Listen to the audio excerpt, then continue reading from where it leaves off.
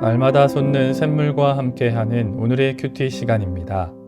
1월 21일 금요일, 오늘의 말씀은 여호수아 7장 1절에서 9절 말씀입니다. 이스라엘 자손들이 온전히 바친 물건으로 말미암아 범죄하였으니 이는 유다 지파 세라의 증손 삽디의 손자 갈미의 아들 아간이 온전히 바친 물건을 가졌습니다. 여호와께서 이스라엘 자손들에게 진노하시니라. 여호수아가 여리고에서 사람을 베델 동쪽 베다웬 곁에 있는 아이로 보내며 그들에게 말하여 이르되 올라가서 그 땅을 정탐하라. 그 사람들이 올라가서 아이를 정탐하고 여호수아에게로 돌아와 그에게 이르되 백성을 다 올라가게 하지 말고 2-3천 명만 올라가서 아이를 치게 하소서. 그들은 소수이니 모든 백성을 그리로 보내어 수고롭게 하지 마소서. 하므로 백성 중 3,000명쯤 그리로 올라갔다가 아이 사람 앞에서 도망하니 아이 사람이 그들을 36명쯤 쳐 죽이고 성문 앞에서부터 스바림까지 쫓아가 내려가는 비탈에서 쳤으므로 백성의 마음이 녹아 물같이 된지라. 여호수아가 옷을 찢고 이스라엘 장로들과 함께 여호와의 궤 앞에서 땅에 엎드려 머리에 티끌을 뒤집어 쓰고 저물도록 있다가 이르되 슬프도소이다 주 여호와여, 어찌하여 이 백성을 인도하여 요단을 건너게 하시고 우리를 아모리 사람의 손에 넘겨 멸망시키려 하셨나이까? 우리가 요단 저쪽을 만족하게 여겨 거주하였다면 좋을 뻔하였나이다. 주여, 이스라엘이 그의 원수들 앞에서 돌아섰으니 내가 무슨 말을 하오리까? 가나안 사람과 이 땅의 모든 사람들이 듣고 우리를 둘러싸고 우리 이름을 세상에서 끊으리니 주의 크신 이름을 위하여 어떻게 하시려 하나이까? 바이하르 앞 아도나이, 하나님은 진노하시는 분이십니다. 사람의 마음의 교만은 멸망의 선봉이요 겸손은 존귀의 길잡이니라. 아멘. 태초부터 사람 마음속에 조용히 숨어서 인류를 죄의 나락으로 떨어뜨린 주범을 뽑으라고 한다면 주저하지 않고 교만이라고 말하겠습니다. 성경에는 교만과 관련된 구절만 해도 140여 구절 가까이 기록되어 있는데 하나님 앞에서 교만은 항상 그 결과가 좋지 못합니다. 오늘 본문은 여리고성 정복 사건이 있었던 여호수아 6장 바로 뒤에 있는 말씀입니다. 그런데 7장 1절이 끝나기도 전에 여호와께서 이스라엘 자손들에게 진노하시니라 라는 기록이 등장한다는 사실은 참으로 안타까운 일입니다.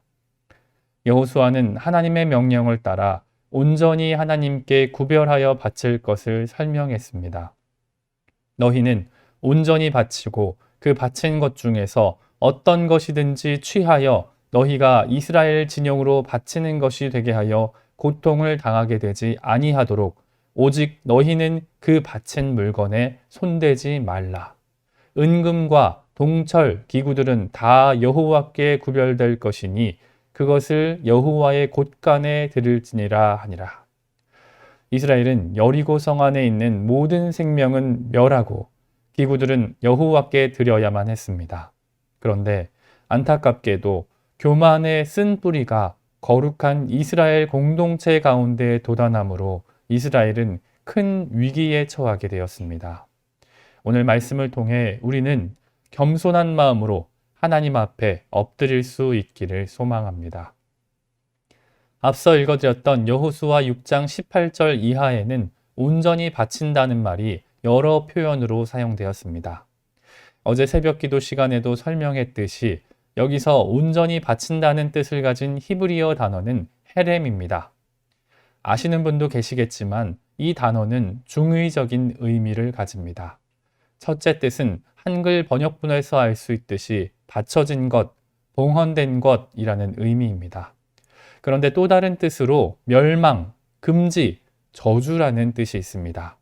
즉 성경에서 히브리어 헤렘이라는 단어가 나오면 그것은 무엇인가를 하나님을 섬기기 위해 바치는 것이면서 동시에 그것을 철저하게 파괴하여 금지하는 것을 의미한다는 말입니다. 당시 여호수아가 여리고성을 두고 헤렘이라고 여러 번 말했을 때 그것은 하나님께 바쳐졌기 때문이기도 하지만 동시에 그 자체가 멸망과 저주를 의미하기에 결코 사람이 취할 수 없다는 의미로 이해되었다는 것입니다. 그런데 7장 1절을 보면 헤렘의 중요성을 간과한 대표적인 인물이 등장합니다.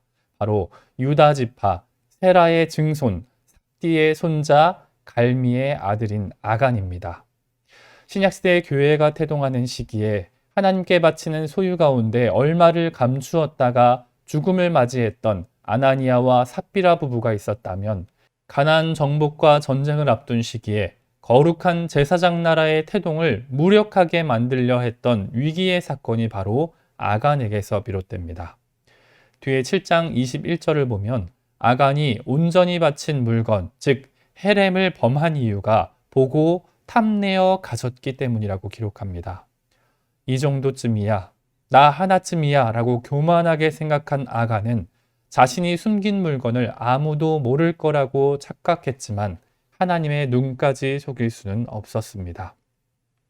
이어지는 2절로 3절에는 아이를 정탐한 사람들의 교만과 이스라엘 고관들의 교만이 교묘하게 혼재되어 있습니다. 여호수아가 아이로 보낸 사람들이 누군지는 모르지만 그들은 아이성을 정탐한 후 상대방을 얕잡아 봤습니다. 아이는 약한 성읍이기에 여호와 하나님께 묻지도 않고 도움을 요청하지도 않은 채 이스라엘 군사 중 일부만 가도 승리할 수 있을 것이라는 교만한 생각을 가진 것입니다. 그리고 본문 자체에 보이진 않았지만 우리는 행간을 통해 여호수아와 이스라엘 장로들이 그 정탐꾼들의 말을 듣고 수긍하고 허락했기에 백성 중 3천여 명이 섣불리 아이성으로 올라갔다는 것을 깨닫게 됩니다. 그리고 그 결과는 4절과 5절에 기록됩니다. 이스라엘 백성은 아이 사람들에 맞서 제대로 싸우지도 못하고 36명이나 되는 사상자를 발생시키며 비탈길을 미끄러지듯 도망칩니다.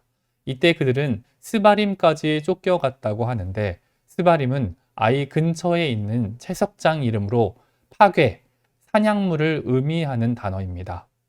죄악된 가나안 땅을 심판하고 징벌해야 할 이스라엘이 오히려 자신들이 깨어질 돌처럼 파괴되고 사냥물과 같은 꼴로 도피한다는 것은 참으로 안타까운 일이 아닐 수 없습니다.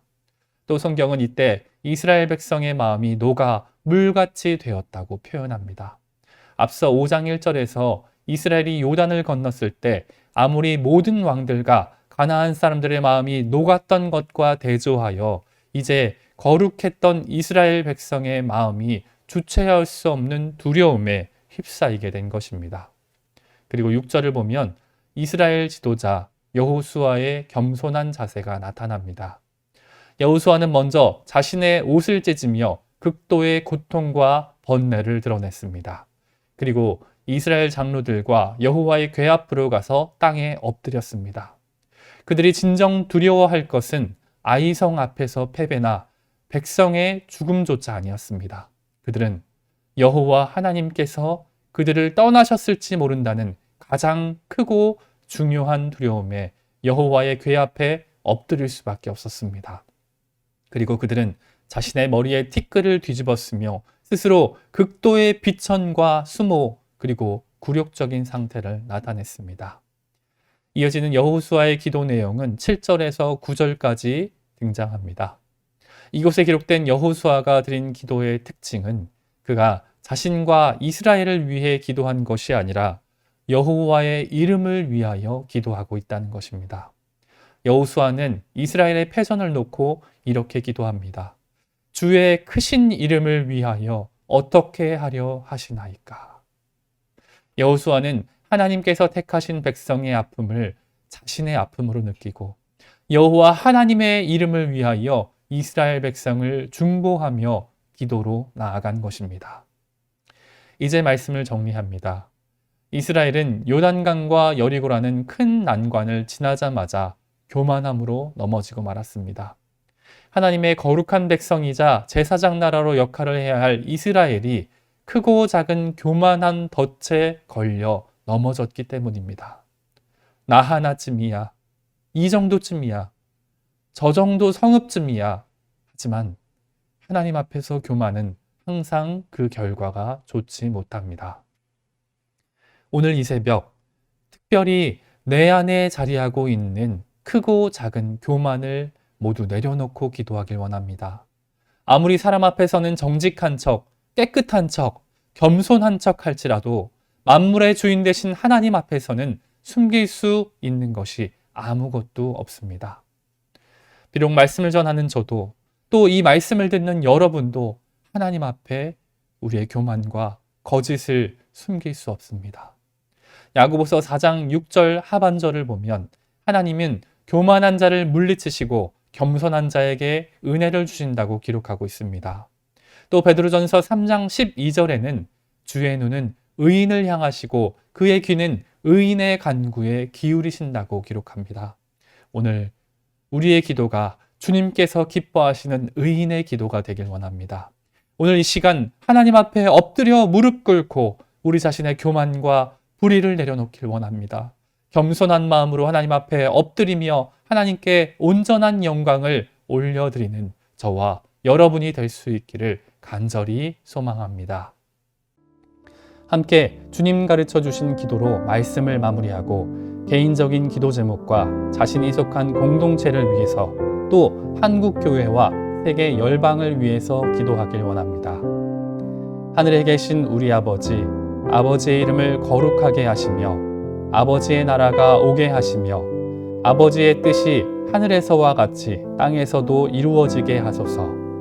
오늘 우리에게 일용할 양식을 주시고 우리가 우리에게 잘못한 사람들을 용서하여 준 것 같이 우리 죄를 용서하여 주시고 우리를 시험에 빠지지 않게 하시고 악에서 구하소서.